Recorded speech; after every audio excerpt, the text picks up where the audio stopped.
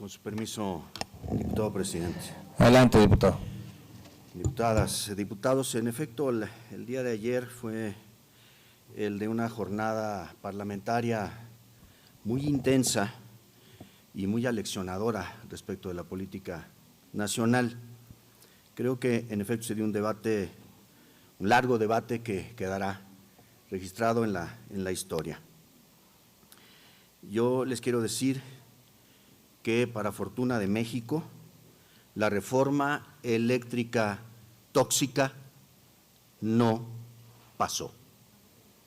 La ley Bartlett, subrayo el nombre, ley Bartlett, porque lo sacaré a colación más adelante por razones ideológicas. La ley Bartlett tóxica no pasó. Esta, en efecto, es la primera gran derrota de Andrés Manuel López Obrador, y así va a quedar registrado. Y es muy probable que sigan otras derrotas, producto no tanto de la oposición, fíjense ustedes, sino de esta actitud de cerrazón que tiene el presidente hacia la oposición y la diversidad. De haberse aprobado el proyecto del presidente, en los próximos 15 años se tendrían que desembolsar del presupuesto federal, es decir, del erario, es decir, de los impuestos de los ciudadanos, 20,000 millones de dólares para poder suplir a la inversión privada.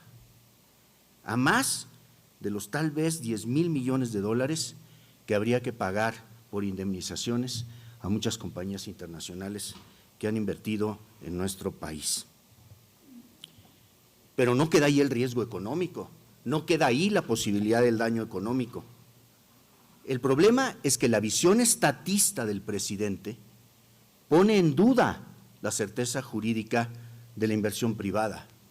Y con la misma lógica con la que habló el diputado que me antecedió, con la misma lógica se tendría que abordar la industria de la telefonía. Fuera a los privados, que sea el Estado el mayoritario, que sea el Estado el que controle la telefonía.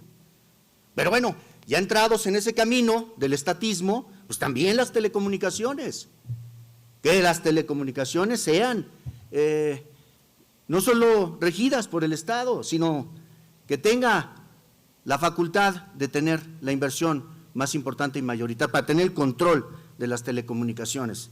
Pero después se pueden ir a la minería, también se pueden ir a la minería, para que el Estado tenga el control de este sector industrial. Hombre, pero ¿por qué no la siderurgia también? Y los ferrocarriles.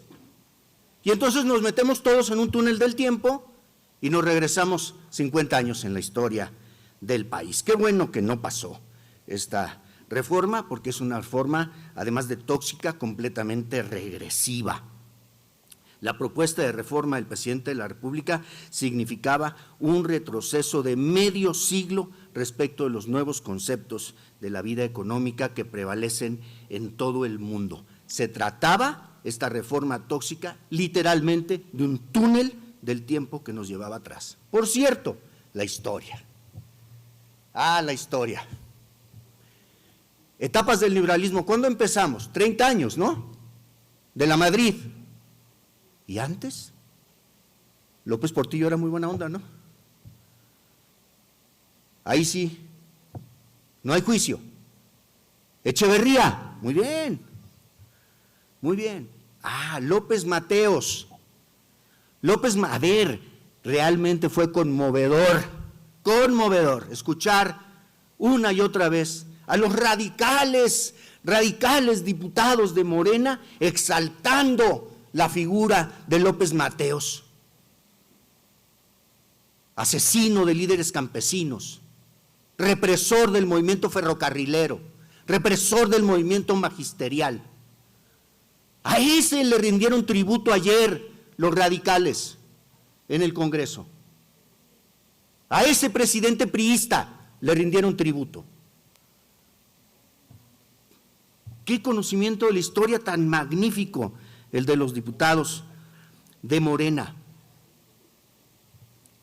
La oposición en el Congreso hizo múltiples propuestas que, por el contrario, hacían coincidir un proyecto de rectoría del Estado, no de capitalismo monopolista de Estado, porque lo que defendieron ayer no fue el socialismo, lo que defendieron ayer se llama capitalismo monopolista de Estado, así se llama.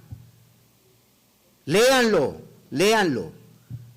No proponían otra cosa, estatismo, que el gobierno rija la vida económica, que el Estado sea el poseedor, que el Estado sea el propietario, pensando que siendo el Estado propietario, entonces todos los problemas de corrupción serían resueltos por arte de magia. La historia dice exactamente lo contrario de lo que se escuchó ayer en el Congreso de la Unión de parte de los diputados de Morena, por cierto, comandados por uno de los exgobernadores más cuestionados en la historia reciente del país por sus vínculos con el narcotráfico.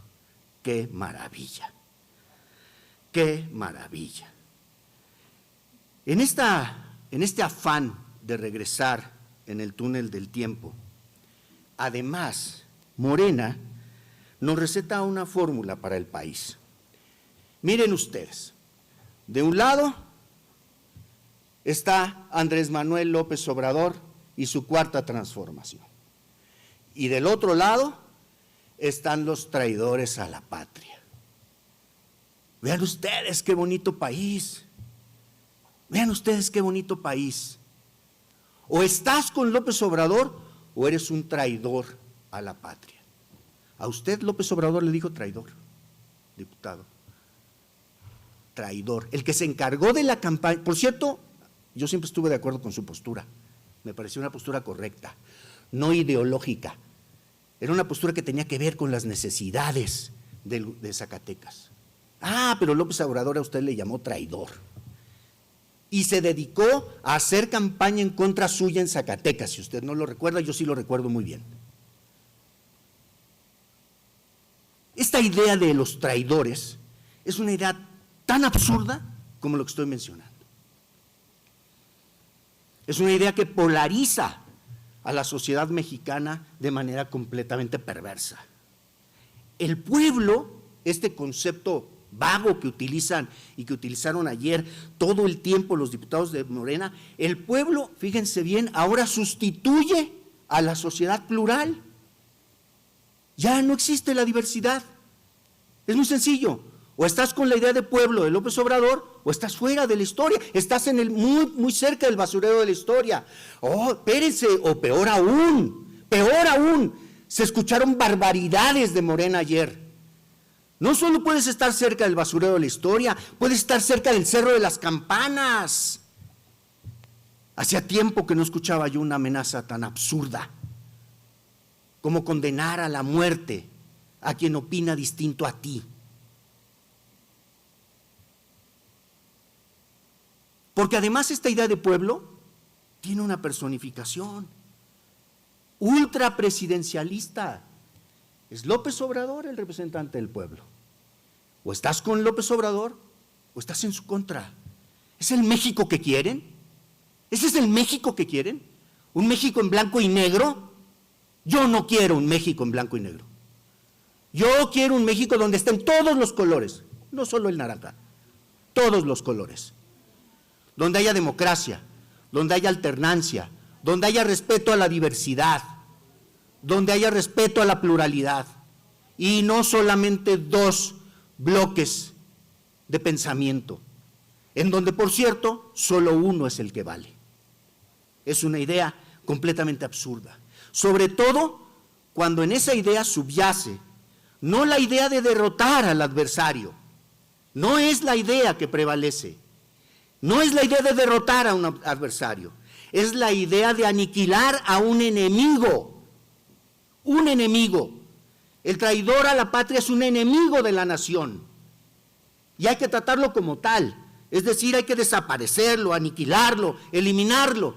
Ahora entiendo por qué tanto cariño por Bartlett.